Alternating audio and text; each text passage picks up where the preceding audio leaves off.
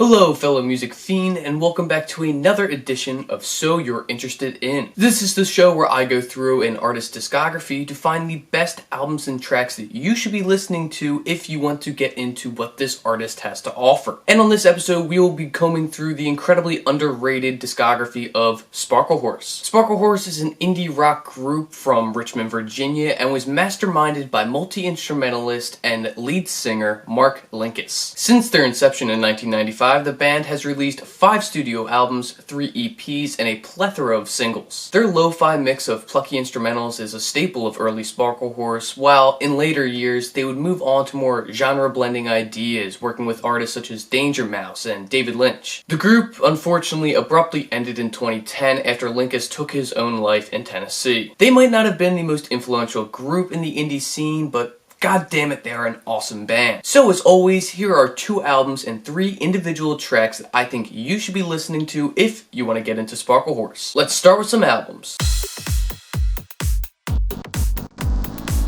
The first album to listen to is their 3rd release and 2001 release, It's a Wonderful Life. Taking help from various artists such as Tom Waits, PJ Harvey, Nina Persson, amongst many other artists, this album is a fantastic listen from start to finish. The first track to listen to is the opening song and the title track for the album, It's a Wonderful Life. Slowly moving back and forth with these minimalistic instrumentals, this song is delicately eclectic, full of strange, puzzling lyrical phrases. It's a fantastic way to kick off this album. Next up, King of Nails is a fuzzy guitar gut punch. It's one of the heaviest songs on this album as it kind of strays away from the themes of strange noises and sparse sounds and opts for a more full and loud garage rock presence that's almost near headbanger status. Finally, Little Fat Baby is yet another must listen from this record. This track is depressing to say the absolute least, as it calmly runs along like a grassy field that is being blown by a gentle wind. It sounds soft-spoken, but the lyrics are a powerful presence. It's a Wonderful Life is such a marvelous record, and it deserves your full attention. The next album to put on is their debut, Viva Dixie Submarine Transmission Plot. Yes, it is all one word, and no, I will not be saying it the entire time. It will be known as Viva from here on out. This album does not get as weird as It's a Wonderful Life, but it's still jam-packed with rocking indie tunes for a sad night at the bar or a quiet night around the campfire. And the first song to listen to is Weird Sisters. This track is lethargic when it comes to the vocals, leaving all of its energy in these thumping guitar chords and these meaty bass pulses. Next, Rainmaker is easily one of the most upbeat and well-known songs from Sparklehorse. This song is one that you can throw on while flying down back streets with the windows wide open, screaming out the chorus,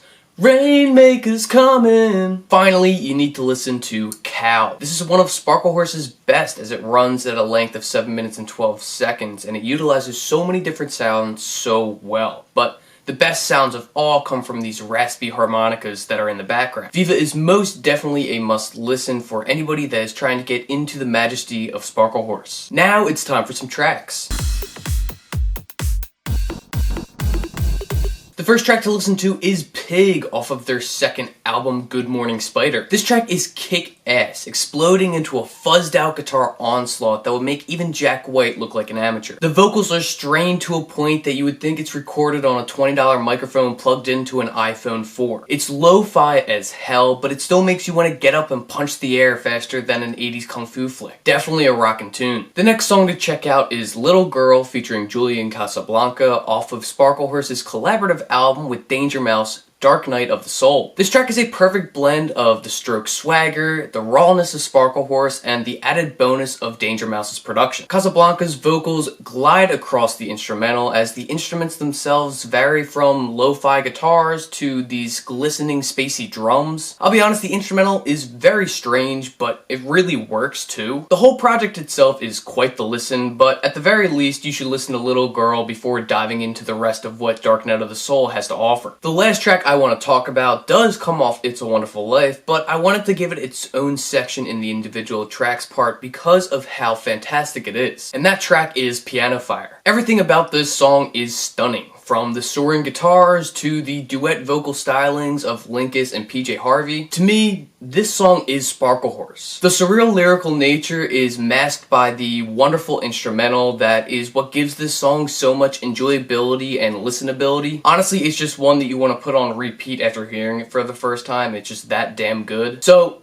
With that being said, Piano Fire is more than worth your time when checking out Sparklehorse. And that's all that I have this week on Sparklehorse. So please leave a comment below if you ended up trying to get into Sparklehorse after watching this video, and let me know what albums or songs you liked. Or maybe you were already a Sparklehorse fan and I missed out on one of your favorites. Just leave a comment below and let me know. Also, feel free to subscribe for more videos exactly like this, where I break down an artist's discography and show you a great place to start, as well as video history essays on classic albums. It's a Wonderful Life will definitely be one in the near future, I can tell you that right now. So, thank you for watching, stay tuned for more stuff, and until then, happy listening.